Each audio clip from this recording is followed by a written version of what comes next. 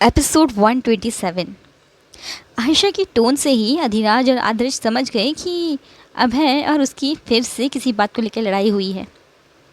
लेकिन फिर भी बात को संभालते हुए आदर्श बोला, हाँ बेटा ठीक है, थोड़ी देर बाद खेलेंगे, तब तक हम लोग भी फ्रेश हो जाते हैं। आज आज तो वैसे भी संडे है, पूरा दिन पड़ा है खेलने के लिए। फिर अपना सिर हाँ में हिलाकर आयशा वापस घर के अंदर चली गई और अभय उसके पीछे पीछे। अभय उससे बीती रात के लिए माफ़ी मांगना चाहता था, इसीलिए वो पागलों की तरह उसके पीछे पीछे जा रहा था जहाँ जहाँ वो जा रही थी। पहले तो आयशा किचन में चली गई अपने लिए ग्रीन टी लेने के लिए, और फिर वो हॉल में आकर बैठ गई तो अभय उसके सामने आके बैठ गया। वैसे उसे कुछ समझ ही नहीं आ रहा था कि वो आयशा से बात करने की शुरुआत कहाँ से करे। उसे जितनी देर में ये बात समझ में आती कि वो कहाँ से शुरुआत करे, उतनी देर में आयशा ने अपने कानों में ईयरफोन्स लगा लिए ताकि उसे अभय की बकबक ना सुननी पड़े। तभी अभय ने अपने मन में कहा, इस बार तो इसका गुस्सा 7वें आसमान पर पहुंचा हुआ है, या यूं कहूँ कि 7वें आसमान को भी इसने पार कर लिया है। अब मैं इसे कैसे मनाऊं? अभय अपने मन में बोला। तभी अनिरुद्ध भी वहाँ पर आ गया और इतनी देर में आदर्श और अधिराज का भी वहाँ पर आना हुआ। अनिरुद्ध ने अभय से कहा, भाई आज बिजनेस पार्टी ऑर्गेनाइज की गई है टेंडेंस की तरफ से। टेंडेंस ग्रुप्स ने हमें भी इनवाइट किया है अपनी पार्टी में, अनिरुद्ध ने उससे कहा। मगर ऐसी बीच उसने एक बात नोटिस करी कि एक दूसरे के इतने करीब बैठे होने के बावजूद भी आज आयशा अभय के साथ बात नहीं कर रही थी। वैसे तो आयशा मधुमक्खी की तरह अभय की तरह आगे पीछे घूमा करती थी, लेकिन आज उसका रवैया बहुत अलग था। वो अपने मन में बोला, ज़रूर कुछ हुआ है इनके बीच में फिर से, कहीं टीटी तो वजह नहीं है इनके बीच की। तभी उसके कानों में आवाज़ पड़ी, हाँ ठीक है, इवनिंग में चलेंगे हम। अभय ने बिना अनिरुद्ध की तरफ देखे जवाब दिया। अनिरुद्ध की तरफ देखे बिना, क्योंकि उसका सारा ध्यान तो आयशा की ही तरफ था, तो वो उसकी तरफ देखता कहाँ से। अभय का जवाब सुनकर अनिरुद्ध को अपने कानों पर यकीन नहीं हो पा रहा था कि वो इतनी आसानी से टीटी की पार्टी में जाने के लिए राज़ी हो गया। तभी आयशा वहाँ से उठकर चली गई और अभय अभय उसके पीछे पीछे जाने लगा। कमरे में पहुँचते ही आयशा ने अपनी अलमारी से अपने कपड़े निकाले और सीधा बाथरूम में चली गई शावर लेने के लिए। जितनी देर में अभय अपने रूम में पहुंचा, उसने देखा कि आयशा वहाँ से जा चुकी थी। वो अपना सिर खुजलाते हुए बोला, अब कितना बड़ा स्टूपिड हूँ मैं, पहले खुद ही से नाराज़ करता हूँ और फिर बेशर्मों की तरह माफ़ी मांगने भी पहुँच जाता हूँ। कल मैंने इसे इतना घटिया कहा कि मुझे तो खुद को शर्म आ रही है। अब मुझे लगता है सॉरी से काम नहीं बन पाएगा। आई थिंक मुझे कुछ और करना चाहिए इसे मनाने के लिए। लेकिन मैं ऐसा क्या करूं जिससे वापस से हमारे बीच में सब कुछ नॉर्मल हो जाए। अभय यही सब अपने मन में सोच रहा था। तभी उसने देखा आयशा का फ़ोन जो ड्रेसिंग टेबल पर रखा था, वो फ़ोन रिंग करने लगा। तो अभय ने उसके फ़ोन में फ्लैश हो रहे नाम को देख लिया। आयशा को उसकी चचेरी बहन सिमरन कॉल कर रही थी, इसीलिए उसने पिक नहीं किया और वापस से उस फ़ोन को ड्रेसिंग टेबल पर ही रख दिया और फिर वो रूम से बाहर चला गया। शावर लेने के बाद जब आयशा बाहर आई तो उसने देखा कि अभय रूम में नहीं था। वो मुंह के अंदर बड़बड़ाई, अच्छा हुआ चला गया यहाँ से, वरना अब तो मैं उसका सर ही फोड़ देती। आयशा अपने गीले बालों को टॉवल से झटक कर सुखा रही थी। तभी उसका फ़ोन रिंग करने लगा। उसने फ़ोन उठाकर देखा कि उसकी बहन की काफ़ी सारी मिस कॉल्स आ रही थी और इस वक्त भी सिमी ही उसे कॉल कर रही थी। तो उसने बिना देरी करे वो कॉल पिक कर ली। अपनी आवाज़ को नॉर्मल करते हुए वे बोली, हाँ सिमी बोल। आयशा ने उसे नॉर्मल होकर पूछा तो उसकी बात सुनकर आयशा राज़ी हो गई। हाँ ठीक है, तू मुझे मॉल में मिल, तू अमन भाई से कह देना, वो तुझे मॉल तक ड्रॉप कर देंगे, ठीक है। ये कहकर आयशा ने कॉल एंड कर दी। रेडी होकर आयशा रूम से बाहर निकली। कॉरिडोर से गुजरते वक्त वो अचानक कुसुम से टकरा गई। आयशा और कुसुम एक साथ चिल्लाई, मगर फिर दोनों ने खुद को खुद ही संभाल लिया। आप ठीक तो हैं? कुसुम ने चिंतित स्वर में उससे पूछा। तो आयशा ने जवाब दिया, हाँ मैं ठीक हूँ, तुम बताओ तुम ठीक हो? तो कुसुम ने भी अपना सिर हाँ में हिला दिया। आयशा को कुसुम से ज़्यादा बात करने में कोई इंटरेस्ट था नहीं, तो वो वहाँ से जाने लगी। तभी कुसुम ने उसे पीछे से टोका, आप कहीं जा रही हैं क्या? आयशा के चलते चलते कदम रुक गए। वो वापस पीछे मुड़ी और बोली, हाँ क्यों, तुम क्यों पूछ रही हो? आयशा ने उससे पलट कर पूछा। नहीं, वो हम इसलिए पूछ रहे हैं क्योंकि आप जल्दी में लग रही हैं, पार्टी में तो हमें शाम को जाना है। फिर आप अभी से इतना तैयार शेयर होकर कहाँ जा रही हैं?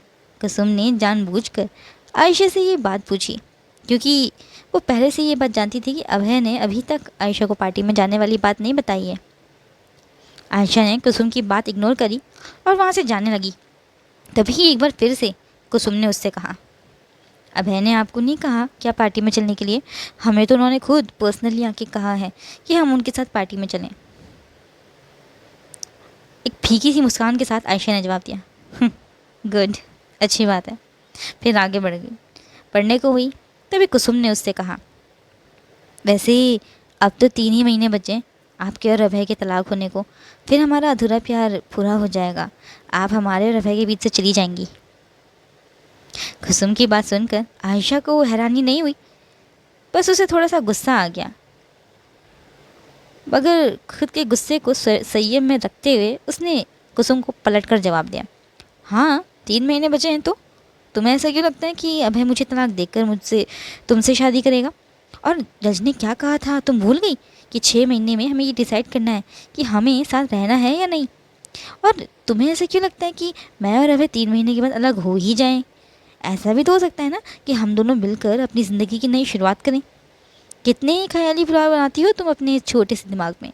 इतना मत सोचा करो, तुम अपने बारे में सोचो, मेरे और अभय के तलाक के बारे में नहीं, समझी? आयशा का जवाब सुनकर तो कुसुम की अब बोलती ही बंद हो गई और आयशा भी वहाँ से चली गई। नीचे हॉल में पहुंचकर आयशा नाश्ता करने के लिए अपनी चेयर पर बैठ गई। तभी जानकी आयशा को छेड़ते हुए बोली, इतना बन ठन के कहाँ निकली तेरी सवारी? तो आयशा ने जवाब दिया अपनी प्लेट में सैंडविच सर्व करते हुए, शॉपिंग करने जा रही हूँ मेरी बहन के साथ।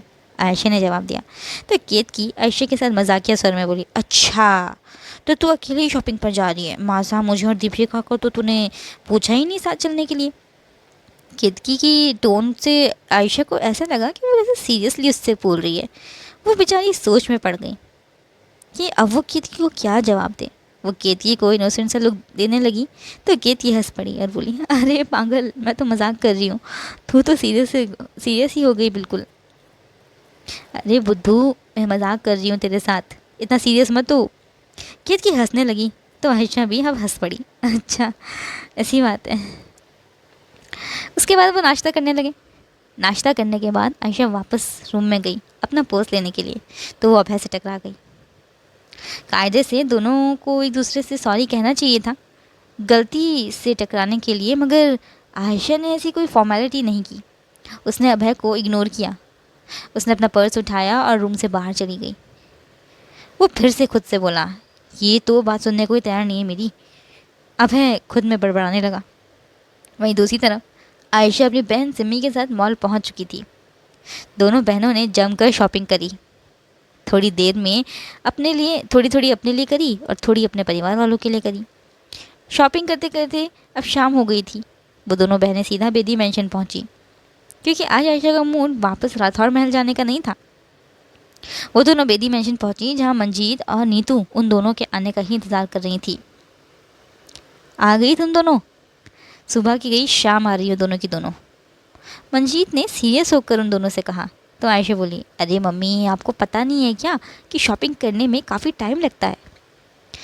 आयशा की इस बात को इग्नोर करके मंजीत ने कहा, अच्छा वो सब तो ठीक है, अब तू जल्दी से जाके तैयार हो जा। अभय का कॉल आया था तेरे पापा को, वो कह रहा था कि हम तुझे तैयार रखें। वो तुझे किसी बिज़नेस पार्टी में लेके जा रहा है आज, बस थोड़ी देर में पहुंच जाएगा वो यहाँ, तू जल्दी से जाकर तैयार हो जा। मंजीत की बात सुनकर आयशा ने मुंह बना लिया। वो अभय के साथ अब एक पल भी नहीं गुजारना चाह रही थी। पार्टी में उसके साथ जाना तो उसके लिए बहुत दूर की बात थी। आयशा अपने मन में कोई बहाना ढूंढने लगी ताकि वो किसी भी तरह से इस पार्टी में जाने से मना कर पाए, मगर अफसोस कि इस बात का था कि जनाब अभय आयशा के ठीक पीछे ही खड़े थे। अभय ने उसके कंधों को पीछे से पकड़ते हुए उससे कहा, हमें लेट हो रहा है पार्टी में जाने के लिए, अब तुम और लेट मत करवाओ, जाओ जाकर जल्दी से रेडी हो जाओ, वी आर गेटिंग लेट। अभय के बात करने की टोन से ऐसा लग रहा था कि जैसे उन दोनों के बीच कुछ हुआ ही नहीं है। तो आयशा हल्का सा मुस्कुरा दी। आयशा ने अपना कंधा झटका और वहाँ से चली गई। एक हल्की सी साड़ी साथ में हल्का सा मेकअप के साथ आयशा नीचे आई। उसे देखते ही अभय की नज़रें उस पर ही टिक गईं, क्योंकि वो लगी ही इतनी खूबसूरत रही थी। अब देर नहीं हो रही है तुम दोनों को? मंजीत की आवाज़ आई। तो अभय का ध्यान आयशा पर से हटा। वो इधर उधर देखने लगा और आयशा भी अपने बाल पीछे कर कर सीढ़ियों से उतर कर नीचे हॉल में आ गई। फिर आयशा का हाथ पकड़कर वो उसे बाहर गाड़ी के पास ले गया और दरवाज़ा खोल कर उसे गाड़ी के अंदर बैठा दिया और फिर खुद ड्राइवर सीट में बैठ गया। कुछ ही देर में अभय की गाड़ी किसी सुनसान रास्ते पर पहुंची। आयशा का दिल घबराने लगा। वो अपने मन में हनुमान चालीसा का जाप करने लगी, क्योंकि अब तो वो खुद अभय के साथ भी सेफ महसूस नहीं कर रही थी खुद को। इस वक्त उसे अभय किसी राक्षस से कम नहीं लग रहा था। अभय को लगा कि आयशा अब कुछ बात करेगी उससे, मगर ऐसा कुछ भी नहीं हुआ। उल्टा वो तो खिड़की से बाहर देखने लगी। अभय साफ देख पा रहा था कि इस वक्त उसके डर के कारण आयशा के रोंगटे खड़े हो चुके थे। इसलिए गाड़ी की स्पीड लो करते हुए बात करने की उसने शुरुआत करी। I am sorry, please pardon me, I promise मैं आगे से तुम्हारे साथ इस तरह की कोई बदतमीज़ी नहीं करूँगा। इफ़ यू से सो, मैं सिटअप्स करने को भी तैयार हूँ। तुम बस अपनी आवाज़ सुना दो मुझे यार। आज सुबह से मैंने तुम्हारी आवाज़ नहीं सुनी है, प्लीज़ सुना दो, कुछ कहो ना। अभय कितनी रिक्वेस्ट करने के बाद भी आयशा ने उससे कुछ नहीं कहा। अभय की इन बातों से भी आयशा को कोई फ़र्क नहीं पड़ रहा था, क्योंकि कमान से निकला तीर और मुंह से निकले शब्द आप कभी वापस नहीं ले सकते। अभय को उसे जो बोलना था वो तो उसे बोल चुका था, इसलिए उसने अभय की बात का कोई रिस्पॉन्स नहीं किया और वो अब भी खिड़की के बाहर ही देख रही थी। कोई रिस्पॉन्स ना मिलने पर अभय शांत हो गया।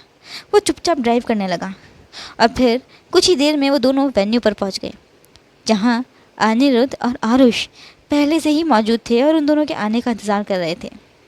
उन दोनों को देखते ही अनिरुद्ध ने उनसे पूछा, भाई भाभी आप दोनों कहाँ रह गए थे? इतनी देर कहाँ लगा दी थी आप दोनों ने? अनिरुद्ध ने उनसे पूछा, मगर अभय ने कोई जवाब नहीं दिया। और आज तो कमाल की बात ये थी कि आयशा ने भी अनिरुद्ध को पलटकर कोई उटपटांग जवाब नहीं दिया। वो चुपचाप अपनी जगह पर खड़ी रही, इधर उधर ताक रही थी और अपना टाइम पास करने के लिए।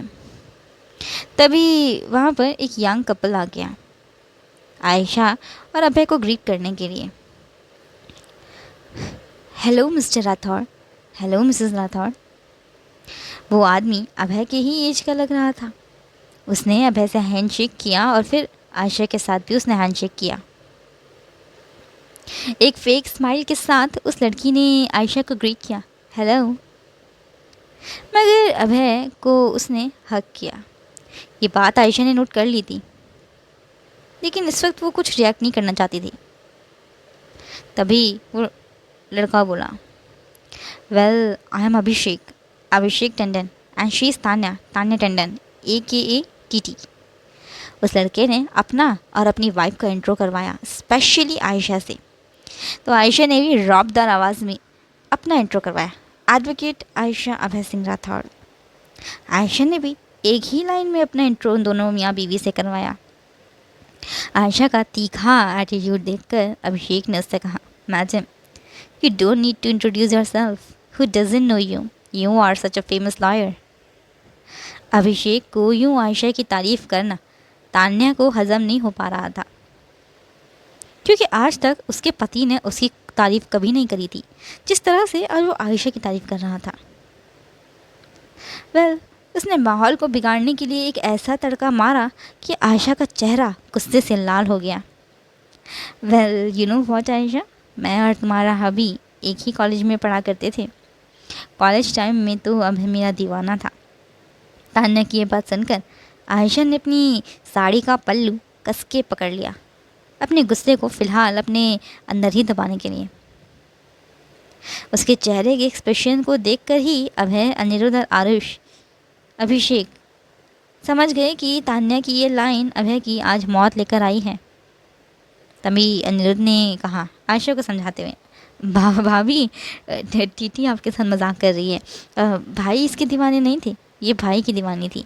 भाई ने कई बार इसे समझाने की कोशिश करी कि ये ऑलरेडी कमिटेड है, मतलब आपसे कमिटेड है, मगर इसके कानों में जू नहीं रेंगती थी, ना तब रेंगती थी ना आज रेंगती है।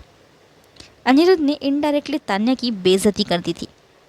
अनिरुद्ध की बात सुनकर तान्या उसे खा जाने वाली नज़रों से घूरने लगी और अभिषेक तिरछी मुस्कान से मुस्काने लगा।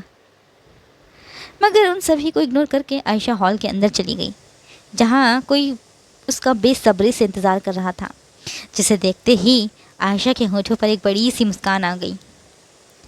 आज के लिए बस इतना ही। अगर आपको आज का एपिसोड अच्छा लगा तो कमेंट करें, वीडियो को लाइक करें, शेयर करें और चैनल को सब्सक्राइब करना ना भूलें। Till then take care and bye bye.